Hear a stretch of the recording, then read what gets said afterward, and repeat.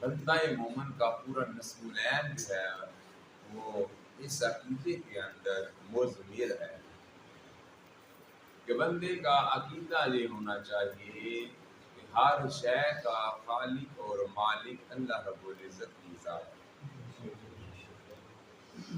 کوئی بھی چیز جو ہے وہ اللہ کے قبضہ قدرت سے باہر نہیں۔ جب تک ہمارا یہ عقیدہ نہیں ہوگا کہ ہر شے کا خالق اور مالک اللہ رب العزت ہے، تب تک ہم صحیح مسلمان نہیں بن سکتے۔ یاد رکھیے گا اللہ رب العزت ہر گناہ کو چاہے گا تو معاف فرما دے گا، مگر شرک ایک ایسی بیماری ہے، ایسا گناہ کبیرہ ہے جس کو اللہ رب العزت نے کسی بھی صورت معاف نہیں۔ شرک کی بھی بڑی آگے اقسام ہے، کبھی اس موضوع پر بھی بات ہوگی۔ یاد رکھیے گا کہ ہمیں سب سے پہلے تو یہ ذہن نشین رکھنا چاہیے کہ اللہ رب العزت تمام جہانوں کا خالق اور مالک ہے، اس کے سوا کوئی اور حقیقی معنوں میں داتا یا رازق یا مشکل کشا نہیں ہے۔ ہم جتنے بھی احباب کے لیے، جتنی بھی ہستیوں کے لیے یہ داتا کا یا مشکل کشا کا یا مولا کا لفظ استعمال کرتے ہیں وہ مجازن استعمال کرتے ہیں۔ حقیقتاً ان ساری چیزوں کا جو صحیح مستحق ہے، حقدار ہے، وہ واحد اللہ رب العزت کے ساتھ۔ حضور علیہ السلام کی بڑی شان اور بڑا مقام ہے، مگر یاد رکھیے گا ان کے بارے میں بھی ہمارا عقیدہ اہل سنت کا یہ ہے کہ اللہ کے حبیب کا بھی ذاتی کچھ نہیں ہے، بلکہ اللہ رب العزت کا عطا کرتا ہے، عطائی ہے۔ ذاتی اگر کسی شے کا یا کسی قدرت کا کوئی اپنا سسٹم یا کوئی نظام یا کوئی طاقت ہے تو واحد اللہ رب العزت کی ذات ہے۔ اس لیے ہمیں کسی سے کسی قسم کا خوف یا خطرہ نہیں ہونا چاہیے، اور یہ ہمارا عقیدہ ہونا چاہیے کہ ساری دنیا کی طاقتیں مل کر بھی ہمیں فائدہ پہنچانا چاہیں تب بھی فائدہ نہیں پہنچا سکتی جب تک میرے رب کو منظور نہ ہو، اور اگر ساری دنیا کی طاقتیں آپ کو نقصان پہنچانا چاہیں تب بھی پہنچا نہیں سکتی جب تک اللہ رب العزت کی منشا اور رضا شامل نہ ہو۔ اس لیے کسی سے ڈرنے کی ضرورت نہیں ہے۔ رہی بات اولیاء کرام کی، بزرگان دین کی، ان کے بارے میں بھی ہمارا عقیدہ یہ ہے کہ ہم حقیقتاً تو اللہ رب العزت سے مانگنے والے ہیں۔ ہاں، کسی مزار پر یا کسی ولی کی بارگاہ میں حاضر ہو کر ہم کسی کے توسل سے جب دعا مانگتے ہیں تو ذہن میں یہ ہوتا ہے کہ یہ جو بزرگان دین ہیں یا اولیاء اللہ کے مزارات ہیں، ان پر رب کی رحمت کا نزول ہوتا ہے، اور جہاں رب کی رحمت چھما چھم برس رہی ہوتی ہے وہاں دعائیں قبول ہوتی ہیں۔ مانگتے ہم اللہ سے ہی ہیں، ہم کسی ولی پیر فقیر سے مانگتے نہیں ہیں۔ ہم داتا کی بارگاہ میں حاضر ہو کر داتا سے مانگتے نہیں ہیں، غوث کی بارگاہ میں حاضر ہو کر غوث سے مانگتے نہیں ہیں، خواجہ غریب نواز کی بارگاہ میں حاضر ہو کر ہم ان سے مانگتے نہیں ہیں، بلکہ ہم ان کے لیے مانگتے ہیں۔ جو اعلیٰ حضرت نے مزارات پر حاضری دینے کا ہمیں طریقہ بتلایا ہے اس میں یہ ہے کہ مزار کے پاس جائیں، اس کی داہنی سائڈ پر 4 ہاتھ دور کھڑے ہو کر دعائے خیر کریں، سورہ فاتحہ شریف پڑھیں، سورہ اخلاص کی تلاوت کریں۔ اس طرح ہم مثال ثواب کرتے ہیں، یعنی ان کے لیے دعا کریں گے یا باری تعالیٰ ان کے درجات کو بلند فرما، یا باری تعالیٰ ان سے کوئی لفظ ہو گئی یا کوتاہی ہو گئی ہے اپنے حبیب کے صدقے معاف فرما۔ اور پھر ہم یہ دعا کرتے ہیں کہ یا باری تعالیٰ یہ تیرے مقبول بندے تھے یا ہیں، تو ان کے صدقے ہمیں بھی اپنی رحمت سے مالا مال فرما۔ یاد رکھیے گا کوئی پیر یا کوئی فقیر یا کوئی مزار والا اولاد دینے پر قابض نہیں ہے، رزق دینے پر قابض نہیں ہے، عزت دینے پر قابض نہیں ہے۔ ارے ہر شے کا خالق و مالک اللہ رب العزت کی ذات ہے۔ اولاد کا مالک اللہ ہے، رزق کا مالک اللہ ہے، ذلت کا مالک اللہ ہے، جان کا مالک اللہ ہے، اولاد کا مالک اللہ ہے، کاروبار کا مالک اللہ ہے۔ جس کو جو رب چاہتا ہے، جتنا چاہتا ہے عطا فرما دیتا ہے۔ ہم صرف اولیاء اللہ کی تکریم یا مزارات پر حاضری اس لیے دیتے ہیں کہ یہ حضور علیہ السلام کی سنت بھی ہے، ہمارے حضور کے صحابہ کی بھی سنت ہے، اور ہمارے جتنے بزرگان دین تھے ان کی بھی سنت ہے۔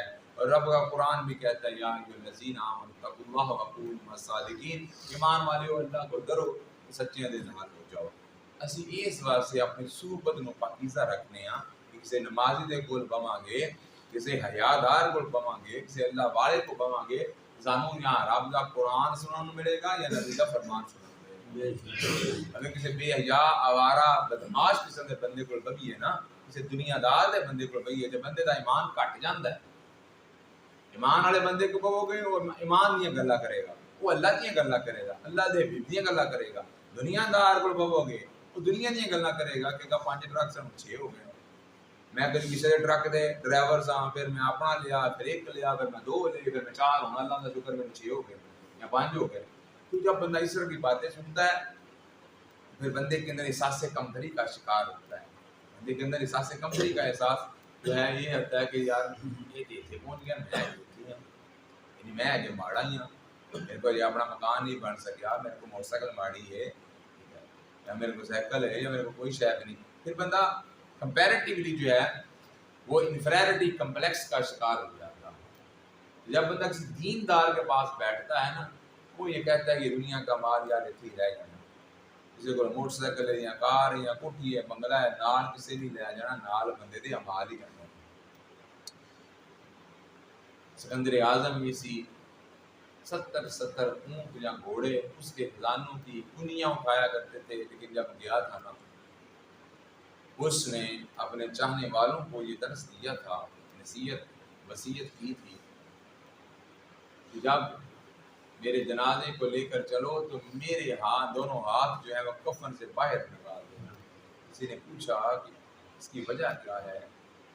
اس کا کہنا تھا کہ میں لوگوں کو یہ وصیت کرنا چاہتا ہوں، یہ پیغام دینا چاہتا ہوں کہ وہ سکندر اعظم جس کی دولت اور خزانوں کی کنیاں 70 اونٹ یا گھوڑے اٹھایا کرتے تھے، جب اس جہاں سے کوچ کرنے لگا ہے تو وہ خالی ہاتھ جا رہا ہے، اس کے پاس کچھ بھی نہیں۔ اس لیے ہمیں اپنے اعمال کو بہتر کرنا ہے، ہمیں اللہ اور اللہ کے رسول کی رضا کے لیے اللہ کے قرآن اور نبی کے فرمان کے مطابق اپنی زندگی کو گزارنا ہے۔ دوستو اسی میں کامیابی ہے۔ دنیا کا مال کسی کے پاس کم ہے، کسی کے پاس زیادہ ہے، مگر اس کے اندر یہ رب کا فضل اور کرم نہیں ہے، بلکہ رب کا فضل اور کرم تو بندے پر تب ہے کہ مال ہوتے ہوئے بھی بندہ جو ہے وہ اللہ اور اللہ کے رسول کے احکامات کے تابع ہو۔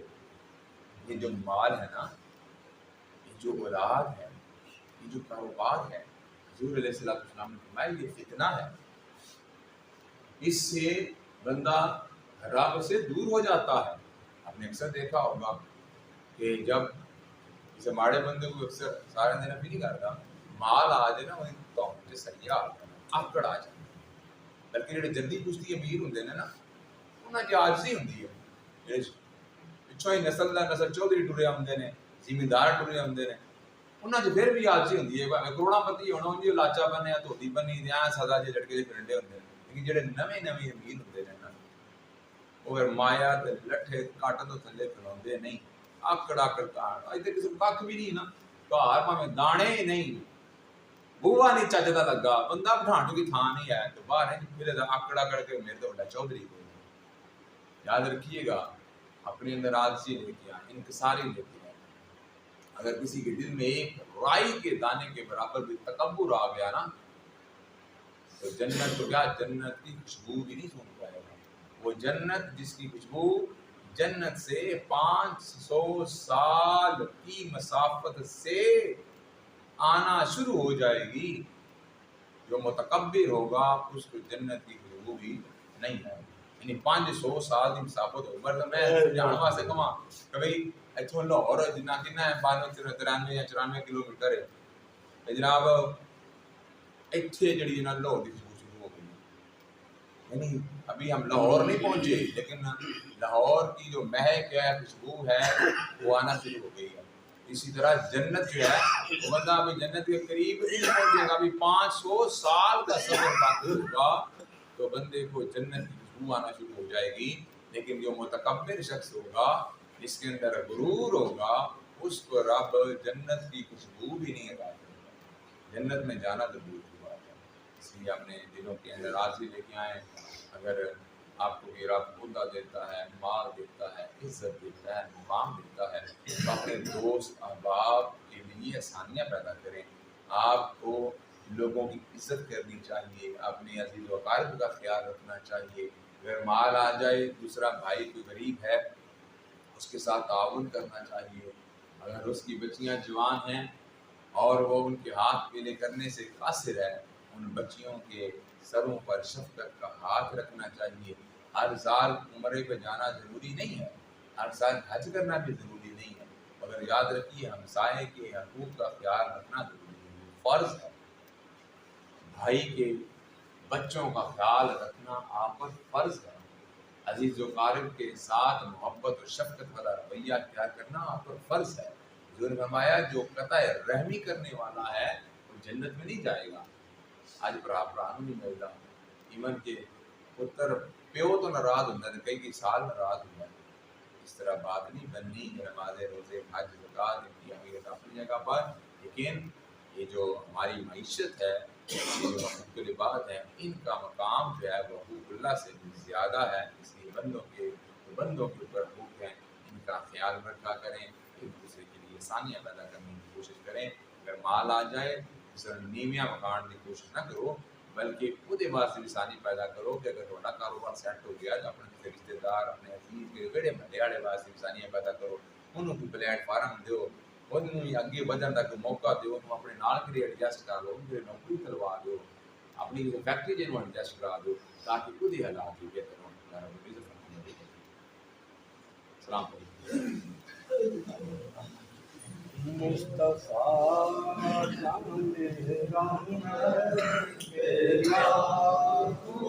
سلام شمع